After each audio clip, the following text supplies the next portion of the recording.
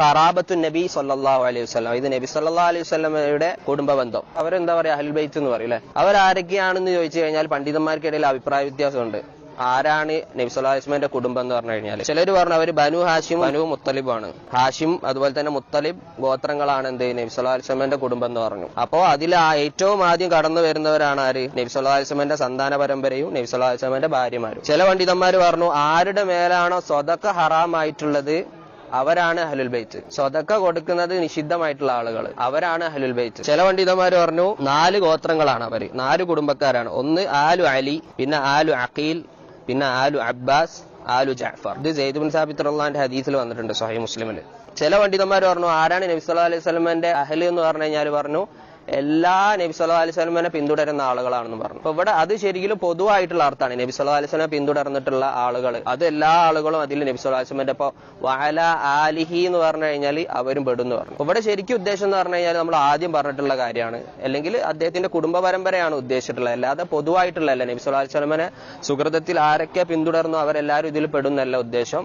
മറിച്ച് നമ്മൾ പറഞ്ഞിട്ടുള്ള ഈ 4 കുടുംബവും അതുപോലെ തന്നെ ആരൊക്കെയാണ് സക്കാത്ത് കൊടുക്കൽ ഹറാമായിട്ടുള്ളത്, ആർക്കാണോ കൊടുക്കൽ ഹറാമായിട്ടുള്ളത് അവരൊക്കെയാണ് ഇവിടെ എന്താ അഹ്ലുൽ ബൈത്ത്. ഇവരുടെ പ്രത്യേകത എന്ന് പറയുന്നത്, അഹ്ലുൽ ബൈത്തിന്റെ പ്രത്യേകത എന്ന് പറയുന്നത് വഹും അഷ്റഫു ബൈത്തിൻ ഉജിദ അലൽ അർദ് എന്നാണ്.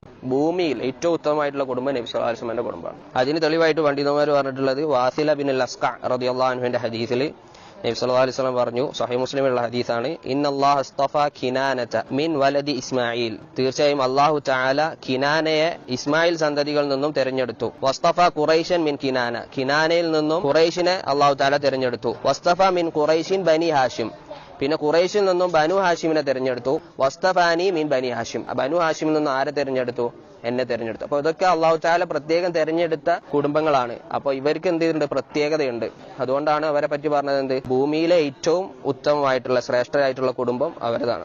ഇബ്നു കസീർ റഹിമഹുല്ലാഹ് പറഞ്ഞിട്ടുണ്ട്, കാണാം നമുക്ക് അദ്ദേഹത്തിന്റെ തഫ്സീറിൽ സൂറത്ത് ശൂറയുടെ 23-ാമത്തെ ആയത്തിന്റെ തഫ്സീറിൽ അദ്ദേഹം പറയാണ്, ഖുല്ലാ അസ്അലുക്കും അലൈഹി അജ്റൻ ഇല്ലൽ മവദ്ദത ഫിൽ ഖുർബ എന്ന് പറഞ്ഞിട്ടുള്ള ആയത്താണ്. ഞാൻ നിങ്ങളോട് ഒരു പ്രതിഫലവും ചോദിക്കുന്നില്ല ഇല്ലൽ മവദ്ദത ഫിൽ ഖുർബ, കുടുംബ ബന്ധത്തിനോടുള്ള സ്നേഹബന്ധം ഒഴിച്ച്. അദ്ദേഹം പറയാണ് നബി സല്ലല്ലാഹു അലൈഹി വസല്ലം കുടുംബത്തിനോടുള്ള ആ ഒരു വസിയത്തിനെ ഞങ്ങൾ എതിർക്കുന്നില്ല.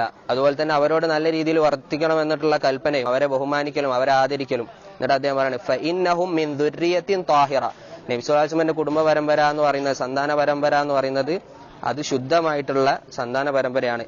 മൻ അഷ്റഫു ബൈത്തിൻ വുജിദ അലാ വജ്ഹില്ല. ഇവിടെ പ്രത്യേകം ശ്രദ്ധിക്കേണ്ടത് എന്താണെന്ന് വെച്ച് കഴിഞ്ഞാൽ ഇവിടെ നബി സല്ലല്ലാഹു അലൈഹി വസല്ലം കുടുംബ പരമ്പര എന്ന് ഉദ്ദേശിച്ചിട്ടുള്ള ആരാണ്, അൽ മുസ്തഖീമൂൻ, ദീനിൽ നേരെ ചൊവ്വ നിലനിൽക്കുന്ന ശരിയായിട്ടുള്ള വിശ്വാസമുള്ള ആളുകളാണ്.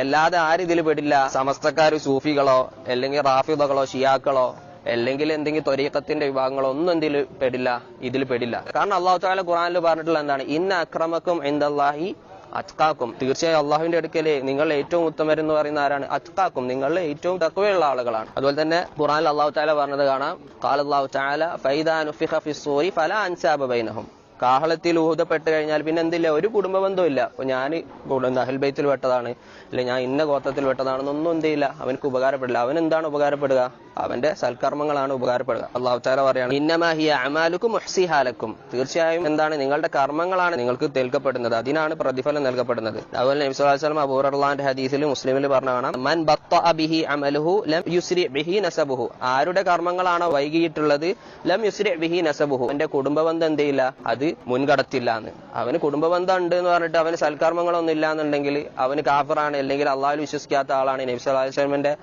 വിഷയത്തിൽ സഹാബാക്കളുടെ വിഷയത്തിൽ ഒന്നും ശരിയായ വിശ്വാസം ഇല്ലാത്ത ആളാണെന്നുണ്ടെങ്കിൽ അവൻ എന്താണ്, പിഴച്ച വ്യക്തിയാണ്. അവന് പിഴച്ച ഏത് ഗോത്രത്തിൽ ഉള്ള ആളാണെങ്കിൽ പോലും പിഴച്ച വ്യക്തിയാണ്.